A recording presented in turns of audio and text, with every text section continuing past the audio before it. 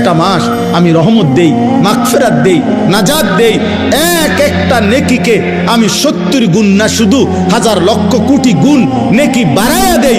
এত কিছু দিয়ে আমি চেয়েছি যেন আমার বান্দা জান্নাতি হয়, মুত্তাকি হয়। তুমি বান্দা কদর করো।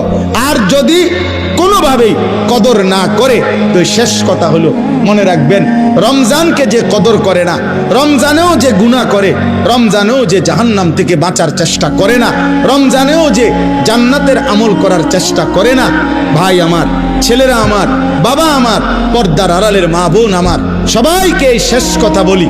আল্লাহ রসুল বলছে, জিব্রাইল আইসা রমজানের শেষ দিন নবীজিকে আইসা বলে গেছে, ইয়া রাসূল আল্লাহ, এত বড় রমজান পেল, ইফতার, সাহারি, তারাবি, এতেকাফ, শবে কদর, প্রতি ঘন্টা মিনিটে এত মাফ নেওয়ার সুযোগ থাকার পরেও যেই নাফরমান জাহান্নাম থেকে বাঁচার চেষ্টা করে নাই, গুনাহ থেকে আল্লাহর কাছে মাফ নেয় নাই, জান্নাতের জরুর আশা পূর্ণ করতে পারে নাই, আমল করতে পারে নাই, খোদার কসম নবীজি বলছে, জিব্রাইল আইসা বলছে, ইয়া রাসূলুল্লাহ, এমন নাফরমানের উপরে আল্লাহর লানত, আল্লাহর লানত, লানত, লানত।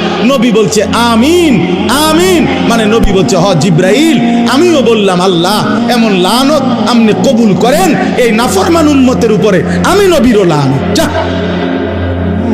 তোর রূপে খোদার লানত পড়ুক।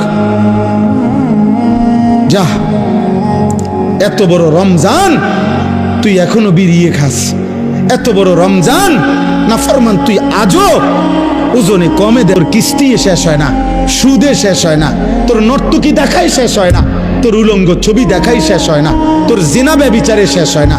তুই বেটি গত 11টা মাস বাজারে বাজারে ঘুরলা, এখনো রমজান, রমজান আইজও তোমার জুতা কিনা, থ্রি পিস কিনা শেষ হয় না। যা, গুনাহ থেকে বাঁচতে যেহেতু পারলাই না, জাহান্নাম থেকে বাঁচার চেষ্টা করলাই না, তো জিব্রাইল বলছে আল্লাহ তার উপরে লানত দিছে, জিব্রাইলও লানত দিছে।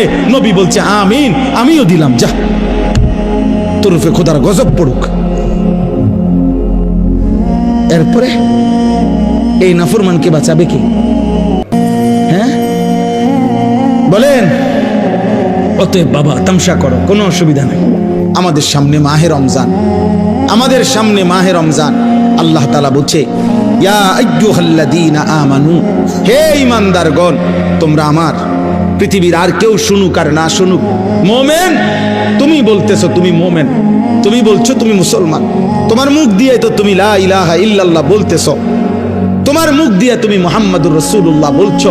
অতএব আমি তোমার কাছে চাচ্ছি, কুতিবা আলাইকুমুস সিয়াম, তোমাদের জন্য আমি রোজাকে ফরজ করলাম, কামা কুতিবা আলাল্লাযীনা মিন ক্বাবলিকুম, তোমাদের পূর্ববর্তী ঈমানদারদের উপরেও আমি রোজা ফরজ করেছিলাম। কেন? লাআল্লাকুম তাত্তাকুন। আল্লাহ বলছে, গত 11 মাসে আমি চেয়েছি তোমাকে মুত্তাকি বানাইতে।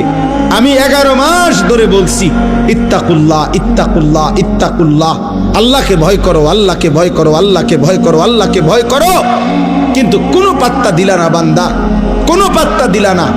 ঠিক আছে বান্দা, যাও, আমি আল্লাহ আবারও দয়া করে সব বাদ দিলাম, 11 মাস বাদ, যাও, একটা মাস মাত্র এবার, আইয়ামাম মাদুদাত, 30টা দিন গোনা গোনা, 30 দিন, 31 দিন হবে না, 32 দিন লাগবে না, 30 দিন, 30 দিন, কথা কথাই, প্রয়োজনে একদিন কমায় এলামু, 29 দিন, হয় 29, নয় সর্বোচ্চ 30।